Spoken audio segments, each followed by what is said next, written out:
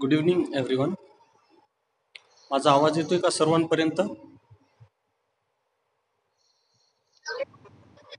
Okay okay. काल okay. Yesterday we have seen purchase book and how to record the transaction in purchase book. What conditions are to be fulfilled for recording a transaction in the books of accounts? Sorry, in the purchase book, not in the books of accounts, in purchase book. So again, I would like to repeat the same things. Uh, for recording one transaction in purchase book, there are two conditions for recording. First is that the transaction must be done on credit basis. That should be credit purchase. And another condition was there, the purchase of goods only. Credit purchase of goods only.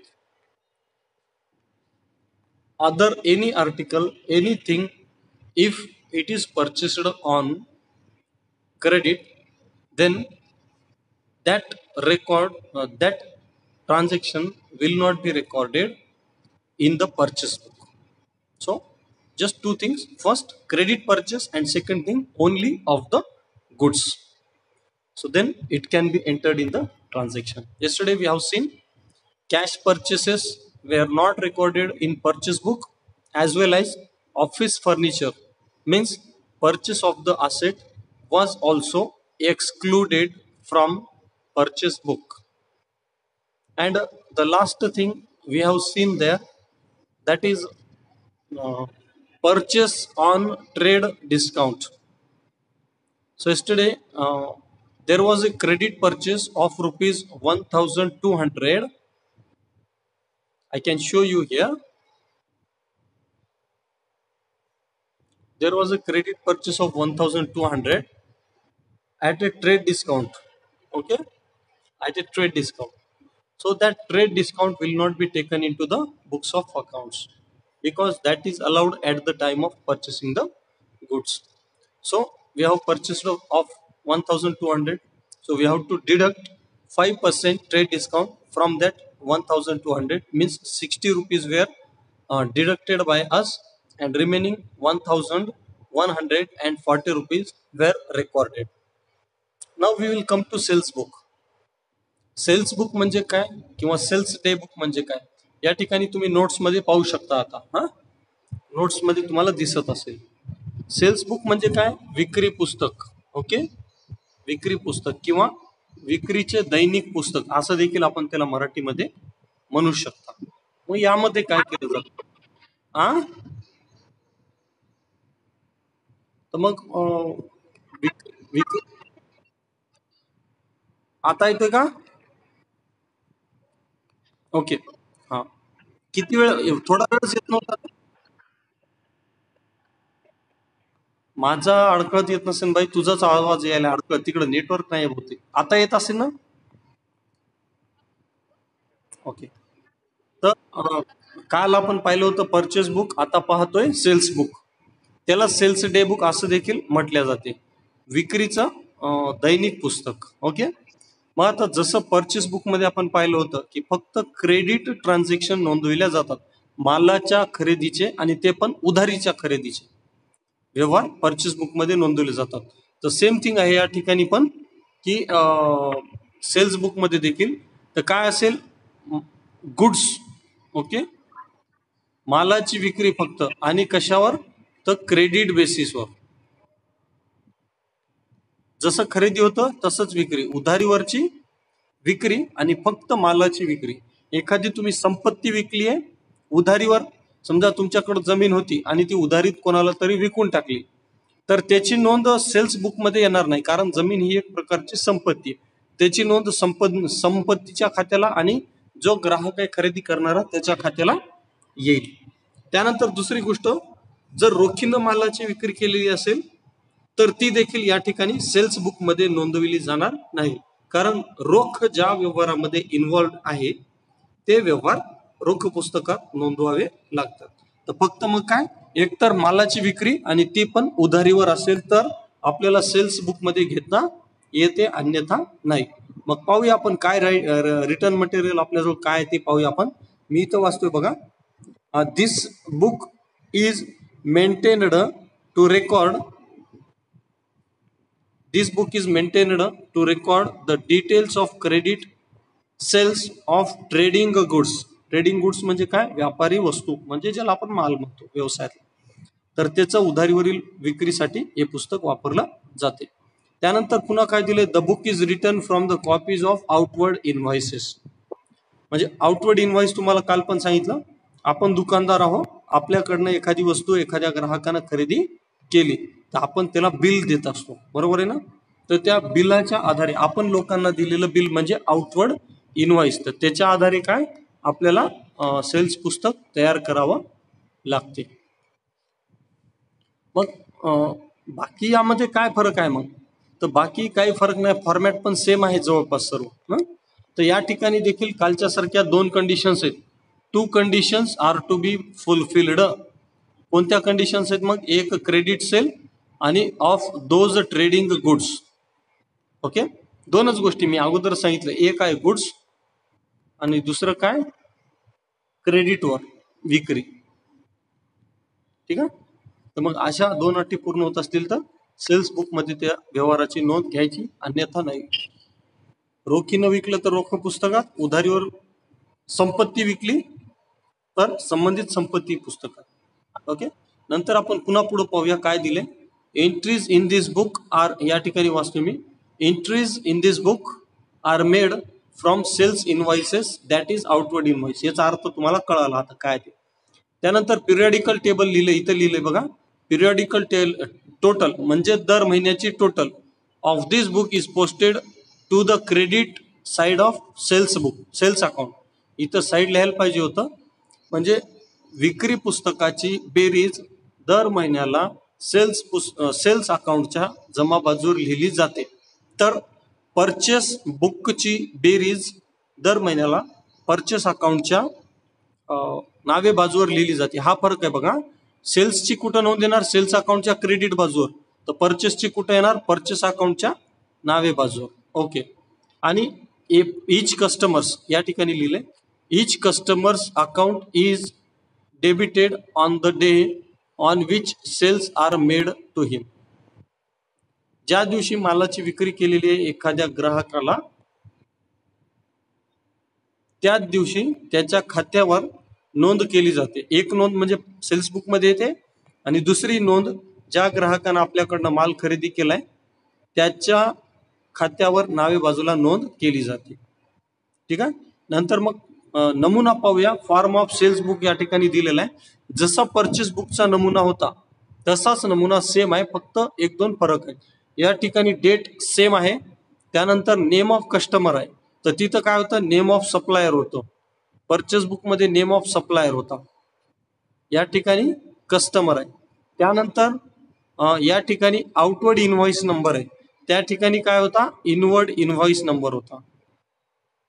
एवढा फरक आहे, बाकी कुठलाही फरक purchase बुकच्या आखणीमध्ये आणि cells बुकच्या आखणीमध्ये नाही. मग आता 5 रकाने डेट आहे, ज्या दिवशी ट्रान्झॅक्शन घडला ती डेट या ठिकाणी लिहायची, ज्या ग्राहकाला उधारीत माल विकला त्या ग्राहकाचं नाव या ठिकाणी लिहायचं, त्याला जे बिल आपण दिलेलं असेल त्या बिलाचं नाव या ठिकाणी लिहायचं. LF म्हणजे काय, खाते वहीतील पान क्रमांक, आणि किती रुपयाचा उधारीत त्याला माल विकलेला आहे ती रक्कम इथं आपल्याला नोंदवायची. ठीक आहे, मग जाऊया पुढे. आपण एक प्रश्न आहे आपल्या समोर, तर प्रश्न आपण पाहूया. काल जसं पाहिलं होतं तसंच आपण या ठिकाणी सोडवलेला प्रश्न आहे. एक एक ट्रान्झॅक्शन पाहत चाललो आपण. तर मग 13 नंबरचं इल्युस्ट्रेशन आहे. 13 नंबरचा असो की तो असो, आपल्याला पाहायचंय फक्त या ठिकाणी. या enter the following transactions in sales book, आणि महिना दिलाय मार्च 2005चा, मार्च महिना. मग या ठिकाणी पहिला ट्रान्झॅक्शन आहे 3 तारखेचा बघा. Sold goods to Nikhil worth ₹6,000. निखिलला 6,000 रुपयाचा माल विकलेला आहे. मग आता जर उधारीवर विकला का नगदीनं विकला काहीही सांगितलेलं नाहीये या ठिकाणी. याचा अर्थ काय होतो, आपोआप ती खरेदी ती विक्री उधारीवरील ठरते. कॅश किंवा क्रेडिट असं सांगितलेलं नसेल तर त्याला क्रेडिटवरची उधारी खरेदी असं समजायचं आपण. मग या ठिकाणी 3 तारखेचा व्यवहार निखिलकडनं खरेदी केली. मग इथं आपण पाहतो डेटच्या रकाने डेट लिहिलेली आहे 3 मार्च 2005. हे मार्च आणि 2005 एकदाच लिहिलं जाते, नंतर फक्त तारखा लिहित राहायचं आपण. त्यानंतर मग निखिल, नेम ऑफ कस्टमर मध्ये कोणाचं नाव आहे, निखिल. निखिलला माल विकलेला आहे आपण. आउटवर्ड इनवॉइस नंबर दिलाय 1 नंबर. लेजर फॉलिओ पान क्रमांक दिलाय 5 आणि रक्कम किती आहे 6000. या पद्धतीनं आपल्याला उधारीवर मालाची विक्री केलेली आहे त्याची नोंद घ्यायची आहे. मग नंतर पुन्हा एखादा ट्रान्झॅक्शन पाहू. 7 नंबरचा ट्रान्झॅक्शन आहे बघा. Credit sales to Bhosale and company worth ₹50,000. Clear सांगितलंय उधारीवर विकलेला आहे माल भोसले अँड कंपनीला ₹50,000चा. मग तर उधारवर विक्री म्हणजे आपल्या कामाचंच आहे ते. या ठिकाणी 5 तारखेची डेट लिहिली, नेम ऑफ कस्टमर मध्ये भोसले कंपनीचं नाव लिहिलं आणि त्यानंतर इथं एक काल्पनिक नंबर टाकलेले 5 नंबर 8 नंबर जे आहेत ना ते काल्पनिक नंबर आहेत, ते काय प्रश्नात आपल्याला दिलेले नाहीत. आणि समोर ₹50,000 रक्कम आपण लिहिलेली आहे. नंतर पुन्हा पुढे जाऊया 7 तारखेला. Sold goods of ₹50,000 by providing 5% trade discount to Swastik and company. आता पहिले लांबलचक वाक्याचा अर्थ समजून घ्यायचा. माल कोणाला विकलाय, स्वस्तिक अँड कंपनीला. कुठं सांगितलंय का उधारीवर विकला किंवा रोखीनं विकला म्हणून सांगितलं का नाही. म्हणून मग हा ट्रान्झॅक्शन कसा समजायचा, उधारीनं समजायचा. मग ठीक आहे, 50,000चा माल त्यांना विकलेला आहे, पण काय करून विकलाय, 5% ट्रेड डिस्काउंट कापून विकलेला आहे. बरोबर, 5% ट्रेड डिस्काउंट. मग विक्रीच्याच वेळेस ते 5% ची रक्कम कमी करायची. मग 2,500च्या 5% ची रक्कम किती येते, तर 2,500 येते. मग ₹2,500 रक्कम वजा करायची आणि रक्कम राहते किती, ₹47,500. आपल्याला त्याची नोंद घ्यायची आहे. ट्रेड डिस्काउंटची रक्कम वजा करून टाकायची आणि उरलेली जी रक्कम असेल त्याची नोंद आपल्याला परचेस बुक असेल किंवा सेल्स बुक असेल त्यामध्ये घ्यायची. मग पाहूया 7 तारखेचा व्यवहार. हा 7 तारखेचा व्यवहार इथं लिहिलेला आहे. ज्या ग्राहकाला माल विकला स्वस्तिक कंपनीला त्याचं नाव लिहिलंय. हे 3 नंबर 10 नंबर हे काल्पनिक आहेत आणि समोर 47,500 ची नोंद आलेली आहे या ठिकाणी. ठीक आहे, तर या पद्धतीनं ट्रेड डिस्काउंटची रक्कम अगोदरच वजा करून द्यायची आणि नंतर उरलेली रक्कम आपल्याला लिहायची आहे. ओम धानोरकर काय म्हणता बोला.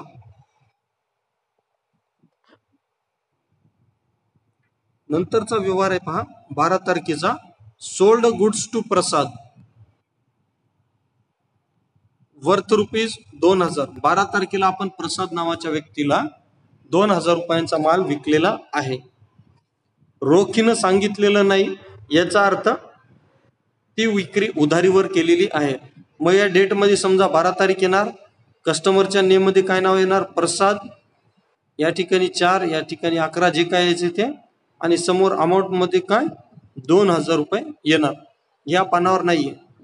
सोल्ड गुड्स टू प्रसाद, प्रसादला 2,000चा माल विकला. मग हे 12 तारीख, हे प्रसादचं नाव, हे आउटवर्ड इनवॉइसचा नंबर 4, खाते पान नंबर आणि हे ₹2,000 रक्कम. या पद्धतीने आपण पुढे पाहू शकतो. कदाचित असेल समोर, नाहीये, कटला तो ट्रान्झॅक्शन. जाऊ दे, चला ठीक आहे. तर तुमच्या लक्षात आलं असेल काय करायचं ते. त्यानंतर पुन्हा 14 तारखेला सांगितले sold goods to Hemant of ₹1,500. पुन्हा या ठिकाणी कॅश वगैरे काही सांगितलेलं नाही. मग डेटच्या ठिकाणी डेट लिहायची 14, त्यानंतर कस्टमरचं नाव लिहायचं हेमंत, त्यानंतर इथं इनवर्ड इनवॉइसचा नंबर, इथं लेजरचा पान क्रमांक आणि अमाऊंटच्या रकण्यामध्ये काय ₹1,500 रक्कम आपल्याला लिहायची आहे.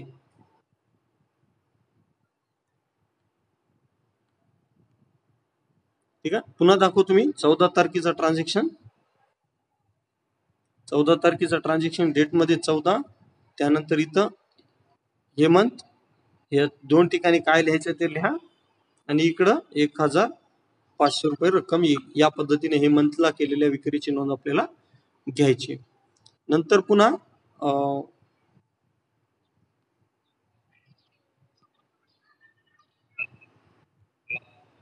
नंतरचा 17 तारखेचा ट्रान्झॅक्शन आहे बघा, cash sales to Prahlad worth ₹5,000. मग रोखीनं विक्री सुरुवातीलाच सांगितलेलं आहे. मग रोखीच्या विक्रीची नोंद या ठिकाणी येते का?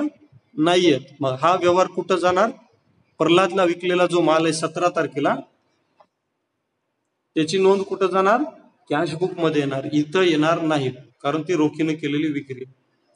त्यानंतर 20 तारखेचा ट्रान्झॅक्शन आहे बघा, sold goods to Prathamesh of ₹8,000 by providing 10%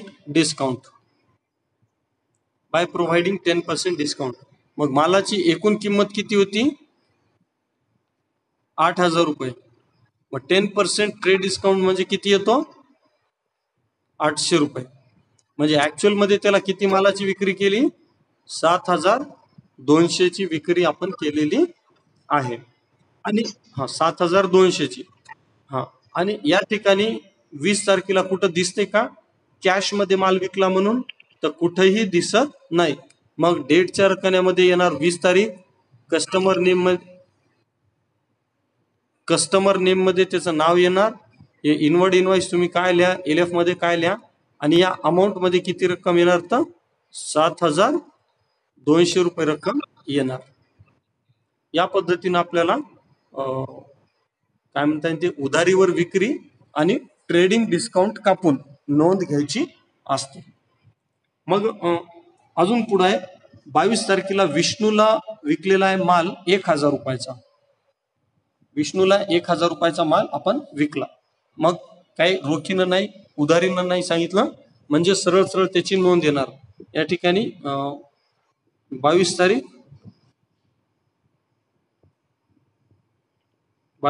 इथं काय नाव येणार? त्याचं विष्णू नाव येणार. या ठिकाणी 22 विष्णू, इथं डेट, इथं LF नंबर, काय जे काय असेल ते, आणि समोर अमाऊंट 1,000 रुपयाची. ठीक आहे. तर या पद्धतीने आपल्याला नोंदी करायची आहेत. आणि लास्टचा एक ट्रान्झॅक्शन सांगतो 25 तारखेचा, सोल्ड गुड्स टू निवास अँड कंपनीला 2,000 रुपयाचा माल रोखीनं विकलेला आहे आणि 2,000 चा माल उधारीनं विकलेला आहे. म्हणजे त्यांनी टोटल आपल्याकडनं 4,000 चा माल नेलाय आणि 2,000 नगदी आपल्याला दिलेले आहेत आणि 2,000 रुपये उधारी ठेवून घेतलेली आहे. तर मग याची नोंद कशी करायची? तर हे कॅशनं जे लिहिलेलं आहे ना, त्याची नोंद कॅश बुक मध्ये येणार. आणि हे 2,000 रुपये जे क्रेडिट वरले, त्याची नोंद सेल्स बुक मध्ये येणार.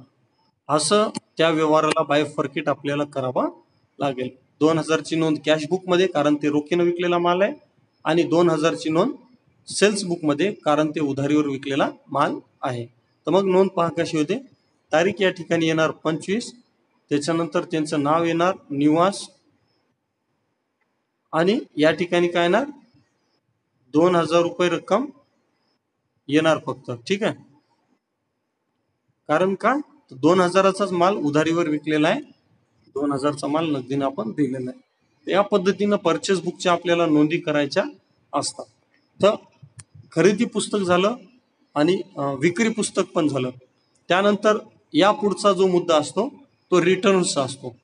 आपल्याकडून काही लोकांनी उधारी नगदी माल खरेदी केलेला असेल, जे काय असेल ते माल खरेदी केलेला असेल, मग ते लोक आपल्याला माल परत आणून देतात. कोणत्या तरी कारणास्तव माल खराब निघाला किंवा चांगला नाही निघाला, नमुन्याप्रमाणे माल नसला, किंवा आपण जास्तीचा माल पाठवला असला, तर या इतक्या सगळ्या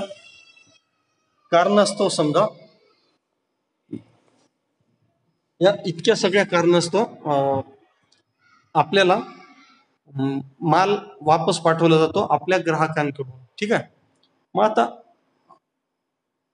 परचेस रिटर्न बुक, मी सेल्स रिटर्न बुक बद्दल बोलत होतो. आपण लोकांना माल विकला, उधारीवर असो नगदीन असो, जे काय असायचं ते, तर ते आपल्याला माल परत पाठवू शकतात. तर त्याच्यासाठी आपण तयार करतो सेल्स रिटर्न बुक. समजा मी दुकानदार आहे, मी XYZ नावाच्या एका व्यक्तीला 10 नग विकल्या होत्या पेनच्या, पेन्स. मग त्याच्यातल्या 9 पेन्स चांगल्या निघाल्या आणि 1 पेन खराब निघाली. तर तो ग्राहक काय करेल, मला म्हणजे दुकानदाराला ती 1 पेन वापस आणून देईल. त्याला काय म्हणायचं, सेल्स रिटर्न. ओके, त्याला सेल्स रिटर्न असं म्हणायचं. मग जेव्हा जेव्हा अशा वेगवेगळ्या कारणास्तव व्यापाऱ्याला वस्तू परत मिळतात, तेव्हा तेव्हा त्या परत आलेल्या वस्तूची नोंद सेल्स रिटर्न बुक मध्ये घ्यावी लागते. आणि याची माहिती पण आपण पाहूया थोडस. व्हेन ए कस्टमर, बघा इथं, when a customer returns us goods out of the goods sold him, म्हणजे आपण त्याला विक्री केलेल्या मालातला काही माल, थोडाफार वस्तू त्यानं आपल्याला परत पाठवल्या, तर त्यांची नोंद या ठिकाणी घेतली जाईल. मग आता जे form of sales return book आहे हा देखील सेम आहे, त्याच्यात आणि याच्यात काही फरक नाहीये. म्हणजे 5 रकाने जे ते रकाने सेम आहेत, फक्त रकान्यांचे नाव जे येतं ते थोडस चेंज होते. मग कुठं नाव चेंज होते, तर फक्त या ठिकाणी चेंज होते, बाकी कुठंही चेंज होत नाही. तुम्ही पाहिलं तर डेटचा कॉलम सेम आहे, नेम ऑफ कस्टमर पण सेम आहे सेल्स बुक सारखंच. कारण सेल्स बुक मध्ये पाहिलं होतं कोणाला आपण माल विकला त्याचं नाव लिहिलं जात होतं. ठीक आहे, तर या ठिकाणी आपल्याला कोण माल उधारीवर नेलं, वापस आणून दिलेला आहे, त्याचं नाव येईल या ठिकाणी कस्टमर मध्ये. आणि क्रेडिट नोट नंबर म्हणजे नेमकं काय, तर क्रेडिट नोट याच्यासाठी की जो कस्टमर आपल्याला माल आणून देतोय वापस, तो कोण आहे, तो गिवर आहे, बरोबर ना. पर्सनल अकाउंटच्या नियमानुसार कस्टमरचं अकाउंट आपल्याला लिहावं लागते. जेव्हा त्याला उधारीत माल विकतो तेव्हा त्याचं अकाउंट डेबिट होते, आणि जेव्हा तो काही वस्तू आपल्याला परत आणून देतो तेव्हा त्याचं अकाउंट आपल्याला क्रेडिट करावं लागते. मग आता आपण आपल्या बुक्समध्ये अकाउंट क्रेडिट करून घेतलं, तर याची माहिती त्याला कशी कळणार, समोरच्या ग्राहकाला. आपल्या बुक्समध्ये तेवढी रक्कम क्रेडिट केलेली आहे आणि त्यानं परत पाठवलेल्या वस्तू आपण जमा करून घेतलेल्या आहेत, हे त्याला कसं कळणार, तर त्याला ह्या 2 बाबी कळवणारं पत्रक म्हणजे क्रेडिट नोट असते. मग क्रेडिट नोट कशी तयार केली जाते, तर सिम्पली समजा ग्राहकानं आपल्याला परत पाठवलेला माल आपल्याला मिळाला की लगेच तात्काळ क्रेडिट नोट तयार केली जाते. मग त्यामध्ये समजा कोणत्या कस्टमरनं माल परत पाठवलेला आहे त्याचं नाव, कोणत्या वस्तू परत पाठवल्या त्या वस्तूचं नाव, त्यानंतर वस्तूची एकूण किंमत, त्या वस्तू आपल्याला प्राप्त कधी झाल्या त्याची माहिती, अशा 2-4 बाबी समजा त्या क्रेडिट नोटमध्ये लिहिल्या जातात आणि ती ग्राहकाला ती क्रेडिट नोट पाठविल्या जाते. आणि ज्या काही वस्तू वापस आलेल्या आहेत त्या वस्तूच्या रक्कमेनं तात्काळ त्या ग्राहकाच्या खात्यावर क्रेडिट बाजूला नोंद केली जाते. असं एक क्रेडिट नोटचं काम आहे. तर इथं तुम्ही वाचू पण शकता काय दिलेलं आहे, on receipt of goods returned by customer, ग्राहकानं वस्तू परत पाठवल्यानंतर त्याला credit note is sent to him, वस्तू आपल्याला मिळाल्याबरोबर त्याला क्रेडिट नोट पाठवली जाते. आणि पुढे काय सांगितलं, informing that his account is credited with the value of goods return by him, त्यानं परत पाठवलेल्या वस्तूच्या मूल्यानं त्याचं अकाउंट क्रेडिट करण्यात आलेलं आहे. मग पुन्हा समजा पुन्हा तेच लिहिले बघा या ठिकाणी, द क्रेडिटर्स पर्सनल अकाउंट, इथं the customers personal account is credited immediately on getting the goods return, म्हणजे आपल्याला वस्तू परत झाल्याबरोबर तात्काळ ग्राहकाच्या खात्यावर जमा बाजूला नोंद केली जाते. आणि हे टोटल जे येईल, हे जे सेल्स रिटर्न बुक आहे, मी थोड्या वेळापूर्वी सांगितलं, परचेस बुकची बेरीज दर महिन्याला शेवटच्या दिवशी परचेस अकाउंट मध्ये लिहिल्या जाते आणि सेल्स बुकची रक्कम सेल्स अकाउंट मध्ये लिहिल्या जाते.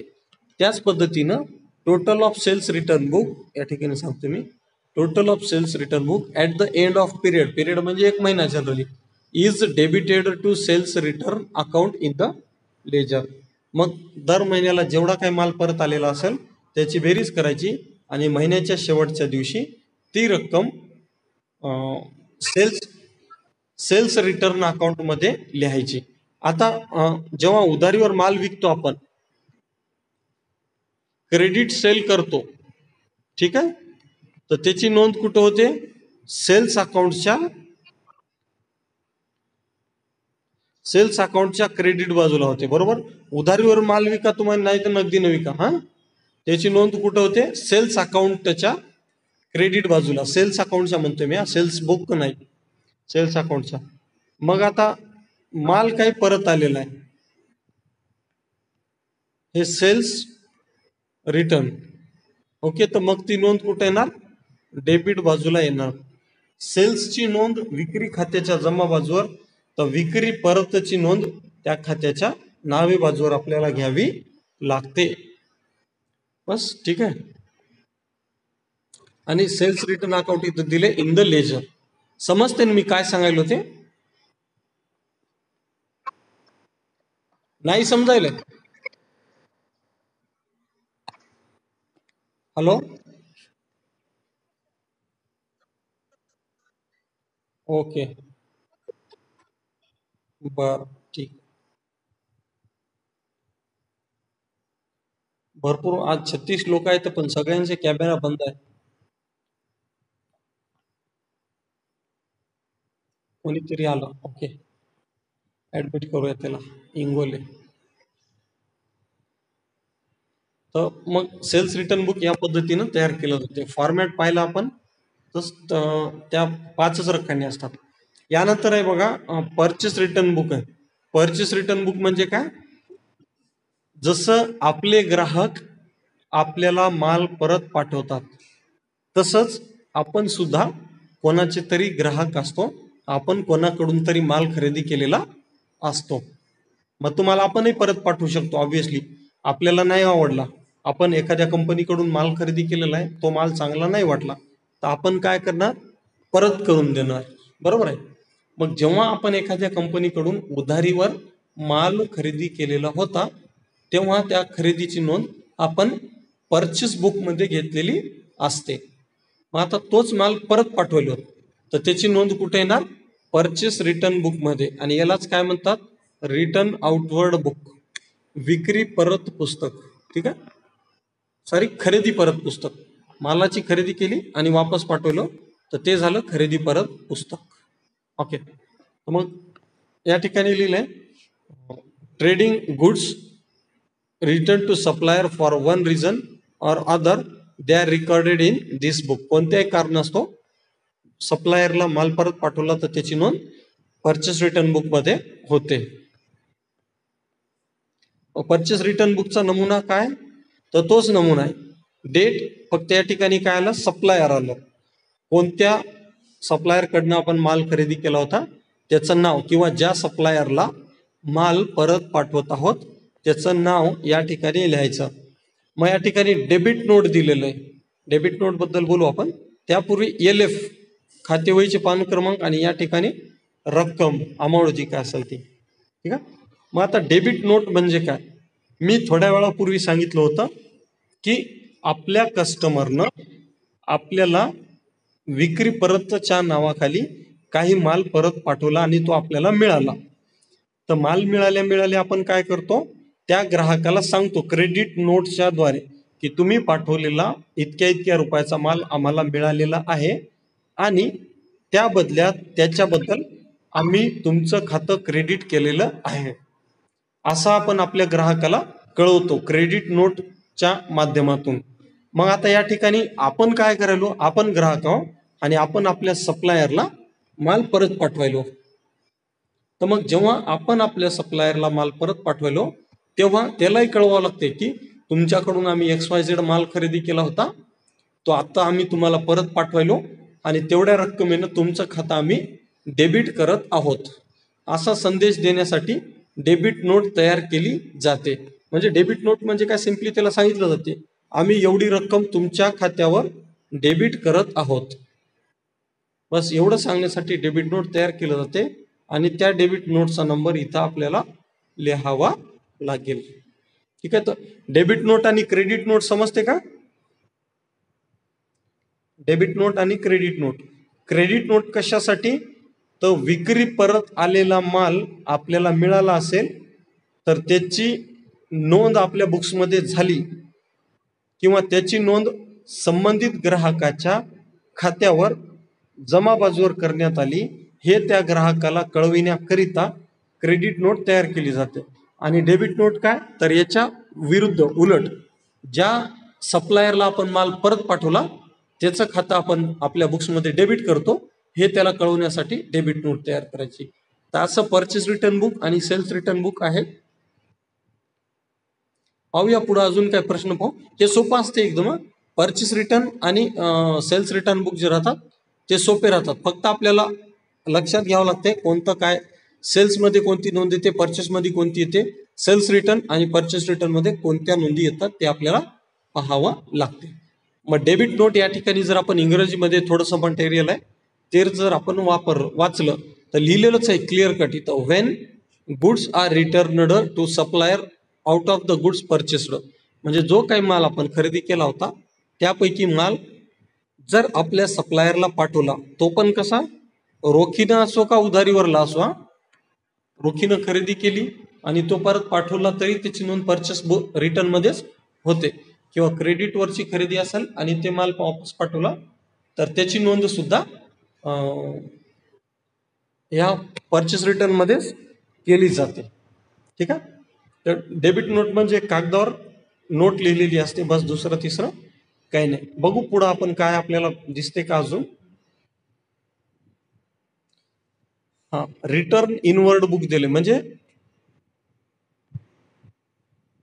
रिटर्न इनवर्ड बुकचा प्रश्न आहे डायरेक्ट या ठिकाणी. सेल्स रिटर्न, ज्याला सेल्स रिटर्न असं देखील म्हणतात, हे जे लिहिले ना आपण यालाच काय म्हणायचं, सेल्स रिटर्न.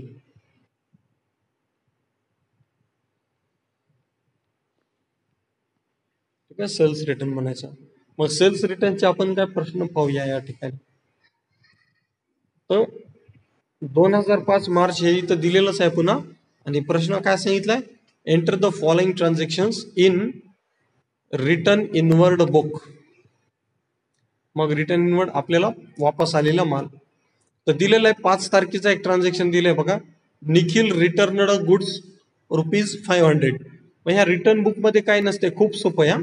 जस्ट इथला ट्रान्झॅक्शन वाचायचा. रिटर्न आपल्याला निखिलनं आपल्याला माल रिटर्न केलेला आहे, तर मग काय केलं आपण, सरळ सरळ निखिलचं नाव लिहिलं, सप्लायर सॉरी हे सप्लायर नका वाचू, इथं काय कस्टमर. ठीक, कस्टमर 2005 मार्च. 5 मार्चला निखिलनं माल वापस पाठवला, किती रुपयाचा, ₹500. ठीक आहे. त्यानंतर मग 7 तारखेची नोंद आहे, received goods returned by Bhosale and company. भोसले कंपनीनं ₹2000चा आपल्याला काही माल परत पाठवलेला आहे 7 तारखेला आणि तो आपल्याला मिळालेला आहे, 7 तारखेला मिळाला.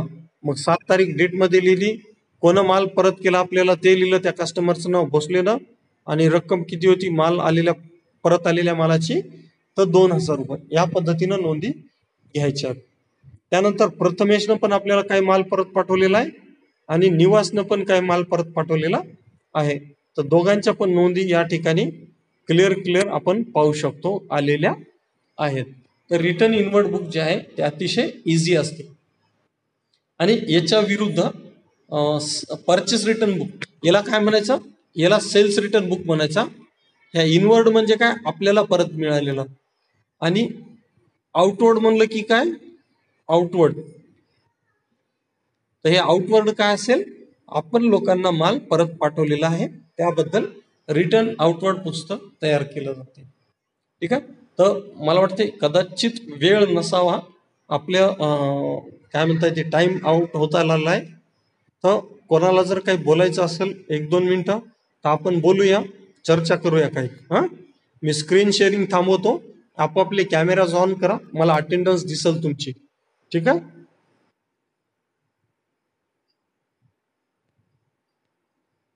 कॅमेराज प्लीज तुमचे ऑन करा, मला दिसले पाहिजे सर्वजण. ओम धानोरकर, अभय डेंगळे, कार्तिक कुंडलवाल आहेत, जे कृष्ण धोटे, करीना भगत, कुणाल शुगारे. आवाज येतोय का, कुणाल शुंगारे आला. बाकीचे काय हा श्रीराम गावंडे गावंडे दिसते. जयकृष्ण धोटे कुठं मोबाईल उलटा करून ठेवला की काळा दिसते अंधार. करीना भगत काहीच नाही दिसत आहे. रेणुका, तेजश्री निळकंठ, नेहा आळणे आहेत ना सर्वजण? ओके. श्रद्धा इंगळे, आदित्य पातुरकर, रोशनी, हरीश लांबाडे आहे. अजून आवाळे, ठाकरे, गोपने, कुणाल सुर्वे, हर्षद ठोंबरे आहेत का तुम्ही सगळेजण? ठोंबरे ठोंबरे हा ठोंबरे दिसते. ओके. सिमरन शेख,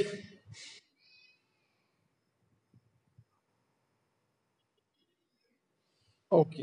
आदित्य पातुरकर आला होता, दिसला होता आता. हा सिमरन शेख नाही दिसली. श्रद्धा इंगोले नाही दिसली. आरती वानखेडे पण नाही दिसत आहे. रोशनी चारकोड, जयकृष्ण धोटे आहे का? आहे का?